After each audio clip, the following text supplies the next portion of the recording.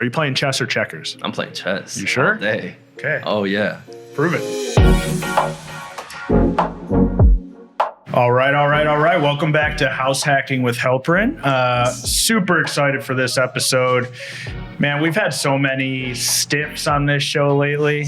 All these analytical guys, these deep-rooted investment background. They were making me feel dumb with their spreadsheets. I'm glad I have someone fun to talk to today. No, I'm just teasing all you guys. No. Today we have Gil Juarez. Did I butcher it? No. I missed it a little bit. No, I mean, you definitely did the little. I put a little salt on the. You have to. Put a little salt on the steak. It sounds better. One of the newest agents on the Ben Lalez team. I'll be honest. Gil and I have started working together here and there and have had a few really solid conversations. I'm looking forward to learning more about you. Yeah. So if you don't mind, would you just sort of tell us a little bit about your story and kind of what led you to this place? And then we'll get into talking real estate investment. Yeah, sure. I'll kind of cut to the chase with it. Born and raised here in Chicago. And, I would just kind of cut to the chase about what kind of brought me to real estate. After college, I was really trying to figure out what route I wanted to go down. I thought I'd be, kind of doing something in like the marketing industry, which I guess in the sense I kind of am now. Was always just kind of looking at ways to make more money, not just for myself, but for my family. Sure. Not just make a lot of money, just to like get in a nice house. I want to build like an empire. Like I want to make money and not only support my family today, but like in future generations. Sure. So through my research, like real estate has always come up, right? Like I don't know what the percentage is, but it's like a very large percentage of like millionaires get their wealth through real estate. That kind of like sparked my interest. That raised a couple of flags. And so digging into that, you always hear this like buy real estate without your own money, buy property and, just have a huge portfolio and build your wealth that way. There's some nuances to that. Sure. You have to be kind of a savvy investor to kind of go down those routes and have a lot of connections, right? So other ways to do it that like normal everyday people, non-real estate investors can get into that, like an average person. And that is through house hacking. Is your desire to use real estate as an investment tool and as a possible tool to create not only short-term wealth, but generational wealth, at what point did that converge with you deciding to be a real estate broker? Yeah. Obviously, they're very interconnected. Was that something that just naturally came together for you? Or do you consider those things kind of separate? Is one a means to an end? Yeah. That's something I'm always interested in hearing. Do you see yourself as a broker and a real estate investor? Or how do those things kind of merge together? Right, yeah. No, I definitely see myself. So I thought that getting my license just made a lot of sense. Number one, I just kind of wanted to learn the ins and outs of what kind of happens behind a real estate transaction. Obviously facilitating my own kind of purchases and sales would be nice too. Yep. But I also, like I said, I want to do this for my family, not only them, but also for my friends and my peers.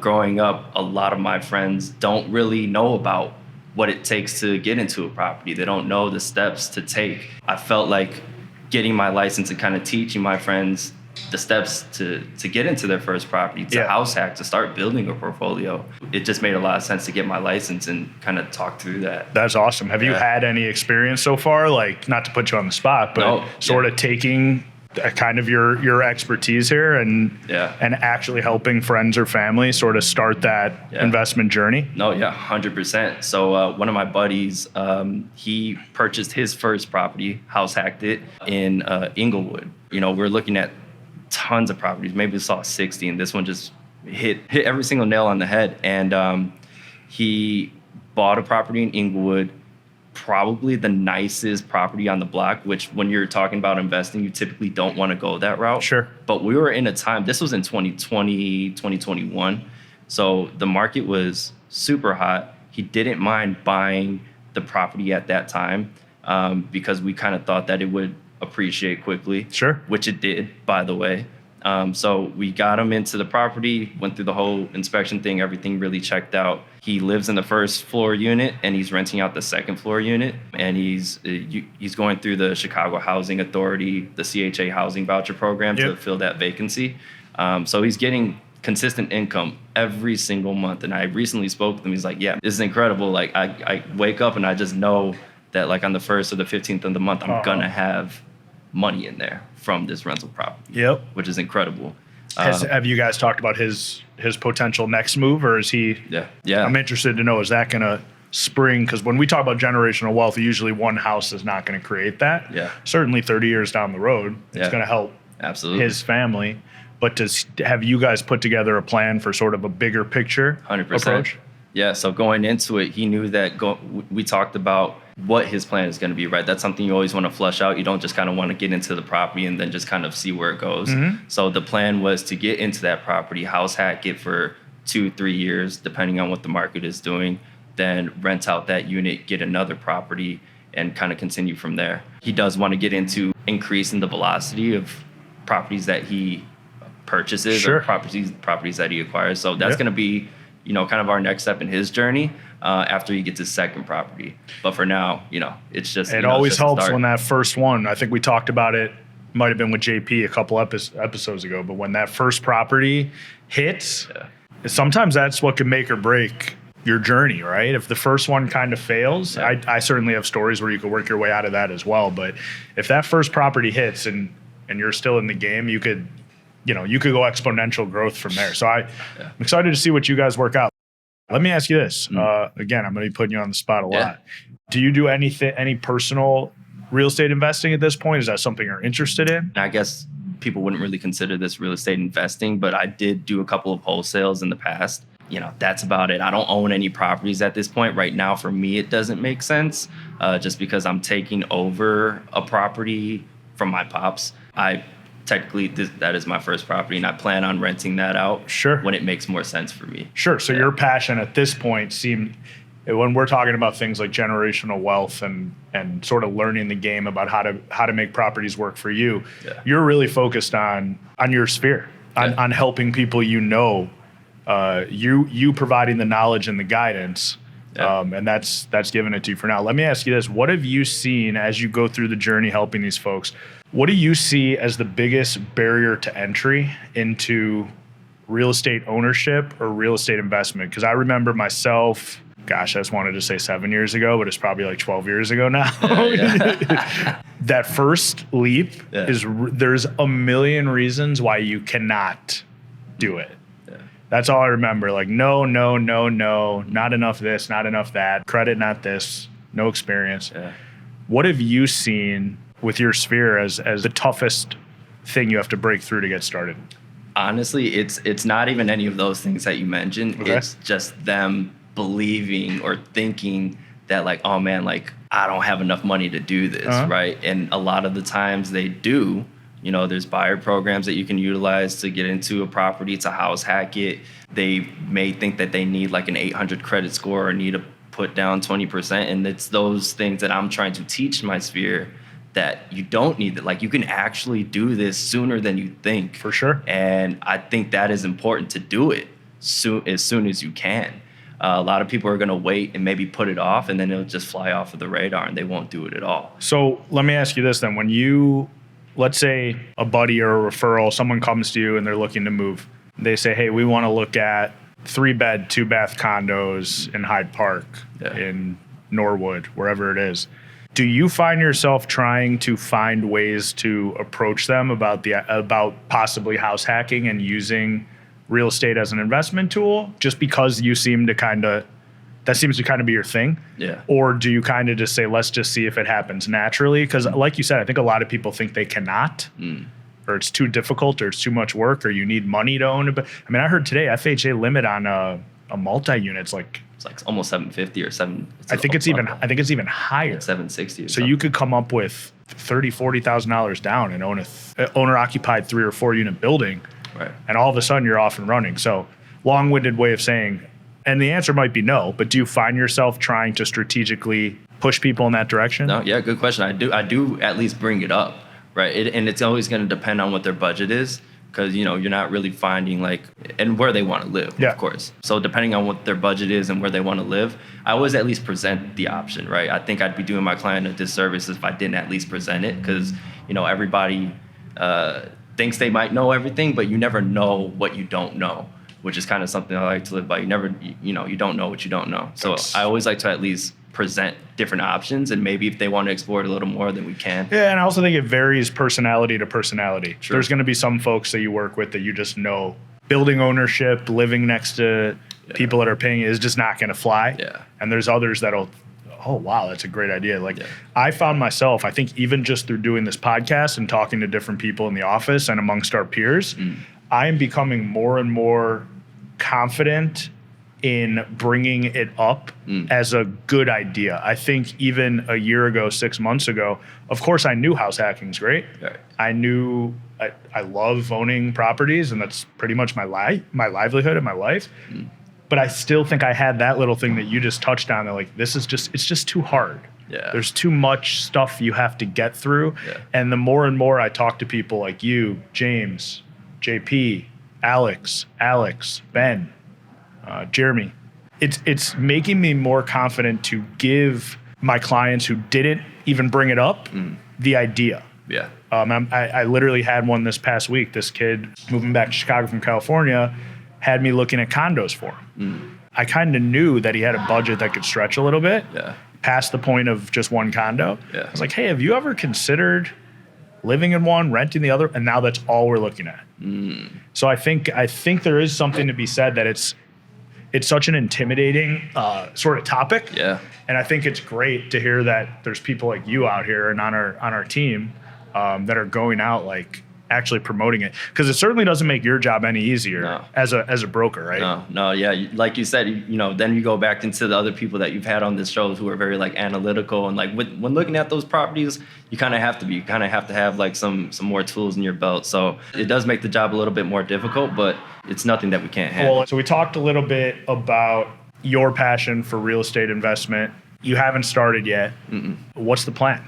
How are you going to create generational wealth for yourself? So take off your broker shoes for a minute. Sure. Now you could be my client or your own client. What's your plan? I'm not actually a real estate investor yet. My plan is right now to eventually rent out the current home that I'm in right now. Okay. And get a 2-flat at least, maybe to get started. Ideally, I'd want to start with like a 3-flat. So you want a house hack? I do want a house hack for sure, yeah. And I think just having at least 2 units instead of 1 to begin with is something that's doable for me. You mean having 2 in addition to the one that you're living in? Right, yeah. So a 3-flat? Right, exactly. Yeah. For sure. So that is definitely the route that I'm trying to go down as of right now. And I think, and I'm blessed, speaking of generational wealth, to be able to have that opportunity to rent out the house that I'm eventually gonna buy out from my pops after he retires. Okay. Rent that out, and then go out and use some of the capital that I have right now to purchase a 2-flat or a 3-flat or whatever it is. And that's something that I want to kind of teach my clients how to do as well. Okay. Yeah. When you go and you set yourself up on a search and you start asking around the office, who has something for me? Yeah. What are you going to be looking for? What are some of the key elements? Yeah. And are you going to be thinking a couple moves? Are you playing chess or checkers? I'm playing chess. You sure? All day. Okay. Oh yeah. Prove it. Yeah. I mean, whenever I'm looking for my own I play a lot of checkers. Yeah. Checkers is fun. It is easy, but I feel like chess is definitely going to be. I'm always thinking long game, and when you're in real estate, I feel like that's something that you have to do too. In a perfect world, that's the way you should be thinking. Yeah. Easier said than done. For sure. Yeah. Easier said than done, because when you're actually in that moment and you got to start writing checks, a lot of times the 1-year plan can take over your priorities as opposed to that 5-year plan. Yeah. All right. So Joey, let me ask you something. Are there any turning it on me? Yeah. Are there any new trends or just trends in general that you're seeing when it comes to house hacking? New trends in house hacking. I'm going to try to make this connection here. Tell me if you follow. All right. So my friends, my sort of age range is turning into young parents at this point. A lot of them moving back to the suburbs. So they're no longer really interested in the traditional sense of house hacking. But I'll tell you a recent conversation I had with a really good friends of mine, was they were talking about buying. So they're in the suburbs. They were talking about buying in the city, a condo, renting it out, and sort of earmarking this place to be either one of two things: a future city home for them. So right, as much as we all like to go back to the suburbs and nice peace and quiet and Yeah. schools. Like nobody wants to leave the city. The city's awesome. Yeah. That's why we're here. So either one, it could be a future city place for them, crash pad, whatever. Two, they have 2 young kids. They literally said to me, this will be XYZ's place, his place, her place. To me, that was like mind blowing. Yeah. That you could have the foresight. It's almost like house hacking in the future. Yeah. House hacking in advance. Yeah. And I'll be honest, I still need to like process it and think about exactly how it would work. But imagine buying your future or current very little one, a future investment, a future home, right?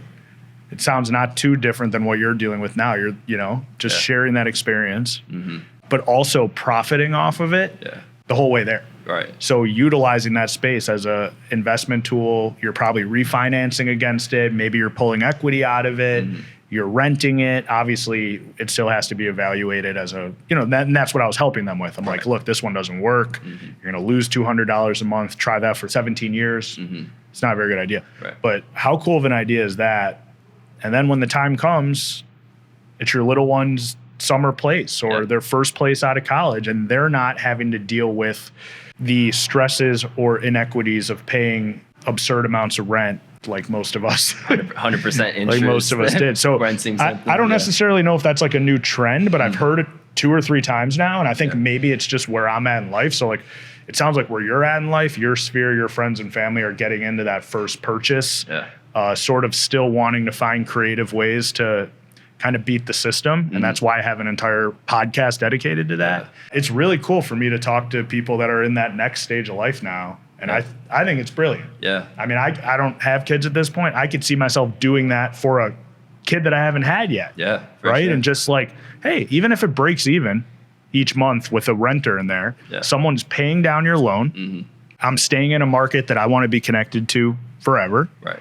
I have, call it what you want to call it, something like 20 years to strategize and leverage that space. Yeah. And worst case, I give it to my child. Yeah, exactly. That's an interesting trend that you brought up, because some of the people in my sphere who are like millennial generation are actually doing that. Oh, wow. I've seen that. Yeah. So one of my clients bought a condo in Albany Park with the intention of doing exactly what you just said. Okay. Right. So they weren't living in it first, or was it? Yeah, they're living in it now. So it was going to go through like a full life cycle of house hacking. Right. Yeah. So actually what she wanted to do at first was buy a 2-flat in somewhere on the north side.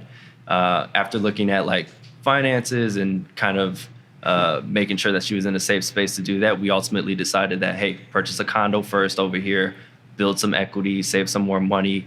2-3 years from now, we'll get your 2-flat, rent out that condo. And she brought up the idea like, yeah, and I mean, it's a great area to be. I'll probably keep it forever.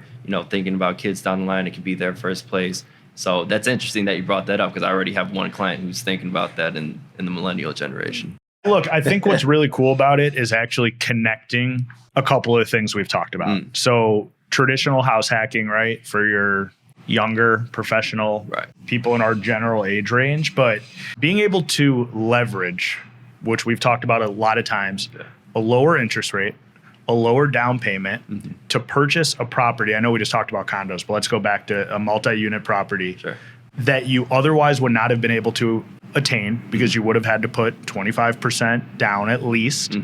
You get to live in it. You get to feel the pride of homeownership. You get to experience being a landlord in a safe environment. You're living above or below your tenant. You know everything going on with the building. You eventually get to move out of it. You're now a landlord who owns probably 2 properties at this point, because property 1 is paying for itself with 2 tenants, 2 or 3 tenants.